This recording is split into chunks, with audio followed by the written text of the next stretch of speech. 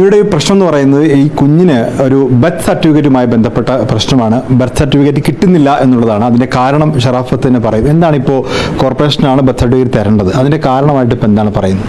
അവർ പറയുന്നത് കുട്ടി ജനിച്ചതായിട്ട് അവരുടെ അടുത്ത് തെളിവുകൾ കാര്യങ്ങളൊന്നും ഇല്ല എന്നുള്ള രീതിയിലാണ് പറയുന്നത്. ഡെലിവറി എവിടെ നിന്നാണ് കഴിഞ്ഞത്? വീട്ടിൽ നിന്ന് കഴിഞ്ഞിരുന്നു. നമ്മൾ രണ്ടോളം അക്യുപഞ്ചർ പഠിച്ച ആൾക്കാരാണ്. സോ ഇതിൻ്റെ വലിയ റിസ്ക് ഇല്ല എന്ന് നമ്മൾ പഠിച്ചിട്ടുണ്ട്. അതൊരു പ്രശ്നമായിട്ട് എനിക്ക് തോന്നിയില്ല.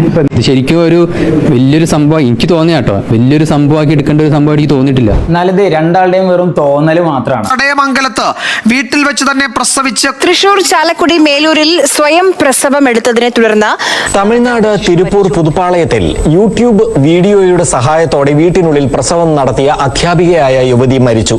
ഞാൻ എൻ്റെ ഇന്റേൺഷിപ്പ് സമയത്ത് ഒരുപാട് സിസേറിയനും നോർമൽ ഡെലിവറീസ് എല്ലാം അസിസ്റ്റ് ചെയ്തിട്ടുണ്ട്. എപ്പിസിയോട്ടമി പോലെയുള്ള പ്രൊസീജിയർ മാമിന്റെ സൂപ്പർവിഷനോട് കൂടി ചെയ്തിട്ടുണ്ട്. എങ്കിലും നമ്മളിപ്പോൾ ഒരു കാഷ്വാലിറ്റിയിൽ വർക്ക് ചെയ്യുന്ന സമയത്ത് പെട്ടെന്ന് ഒരു സ്ത്രീ പ്രസവവേദനയായിട്ട് വരുന്നു എന്ന് അറിയുമ്പോൾ നമ്മുടെ ഉള്ളിൽ അറിയാതൊരു ഭയം കയറി വരും. അത് നമുക്കിത് ചെയ്യാൻ അറിയാത്തതുകൊണ്ടോ അല്ലെ ചെയ്തു കഴിഞ്ഞാൽ പാളിപ്പോകുന്നുള്ള കോൺഫിഡൻസിലായ്മ കൊണ്ടോ ഒന്നും അല്ല. പ്രഗ്നൻസി എന്നത് അവസാന നിമിഷത്തെ റിപ്പോർട്ട്സ് എല്ലാം നോർമൽ ആണെങ്കിൽ പോലും കുഞ്ഞ് പുറത്തു വന്ന ഒരു പർട്ടിക്കുലർ സമയം കഴിയുന്നവരെ അമ്മയും കുഞ്ഞും ഓക്കെ ആയി എന്ന് ഉറപ്പാകുന്നവരെ ആ ടേബിളിൽ വെച്ച് എന്തും സംഭവിക്കാൻ സാധ്യതയുള്ള മോസ്റ്റ് അൺപ്രഡിക്റ്റബിൾ ആൻഡ് റിസ്കി ആയിട്ടുള്ള ഒരു പ്രോസസ്സാണ് ഡെലിവറി എന്ന് അറിയുന്നതുകൊണ്ടാണ്. ഒരിക്കലും ഞാൻ അസിസ്റ്റ് ചെയ്തൊരു ഡെലിവറിയിൽ കുഞ്ഞ് രക്ഷപ്പെടുകയും അമ്മ മരണപ്പെടുകയും ചെയ്തൊരു സാഹചര്യം ഉണ്ടായിട്ടുണ്ട്.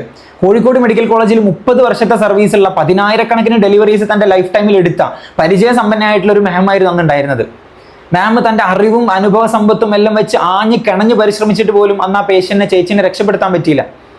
അവസാനം മരണവാർത്ത ബൈസ്റ്റാൻഡേഴ്സിന്റെ അടുത്ത് പറഞ്ഞിട്ട് കുഞ്ഞിനെ അച്ഛന്റെ കയ്യിലേക്ക് വെച്ചു കൊടുത്ത് മാം ഒരു സൈഡിൽ മാറിയിരുന്നിട്ട് കരയുന്ന ഒരു സീനുണ്ട്. അതിന്റെ കണ്ണിന്ന് ഇപ്പോഴും പോയിട്ടില്ല. പല കോംപ്ലിക്കേറ്റഡ് ഡെലിവറീസും പുഷ്പം പോലെ മാനേജ് ചെയ്ത് കുഞ്ഞിന്റെ അമ്മയും പുറത്ത് കെട്ടി ചിരിച്ചുകൊണ്ട് പറഞ്ഞു വിടുന്ന മാം പതറിപ്പോയ നിമിഷം ഞാൻ കണ്ടിട്ടുണ്ട്. അത്രയും എക്സ്പേർട്ട് ആയിട്ടുള്ള ഒരാൾക്ക് പോലും മാനേജ് ചെയ്യാൻ പറ്റാത്ത ചില സാഹചര്യങ്ങളുണ്ട്. അപ്പൊ ഈ കുഞ്ഞിനും അമ്മക്കും നിലവിൽ പ്രശ്നങ്ങളൊന്നും ഇല്ല എന്നുള്ളത് ഭാഗ്യം മാത്രം കൂട്ടിയാൽ മതി. അല്ലെങ്കിൽ ഈ ഓവർ കോൺഫിഡന്റ് ആയിട്ടുള്ള ഭർത്താവ് ശിഷ്ടകാലം ജയിലിൽ കിടക്കേണ്ടി വന്നേനെ. ഞാൻ ഇങ്ങനെയൊക്കെ പറഞ്ഞത് പ്രഗ്നന്റ് ആയിട്ടുള്ള പ്രഗ്നൻസി പ്ലാൻ ചെയ്യുന്ന സ്ത്രീകളെ ഇതൊക്കെ പറഞ്ഞ് പേടിപ്പിക്കാൻ വേണ്ടിയിട്ടൊന്നുമല്ല. ഇത്തരത്തിലുള്ള അനാവശ്യമായിട്ടുള്ള മോട്ടിവേഷനും കേട്ട് വീട്ടിൽ നിന്ന് ഇതൊക്കെ പ്രാക്ടീസ് ചെയ്ത് നാളെ ഒരു കുഞ്ഞും ഒരു അമ്മയും ബലിയാടാവാൻ പാടില്ല. അത്ര മാത്രമേ ഉള്ളൂ.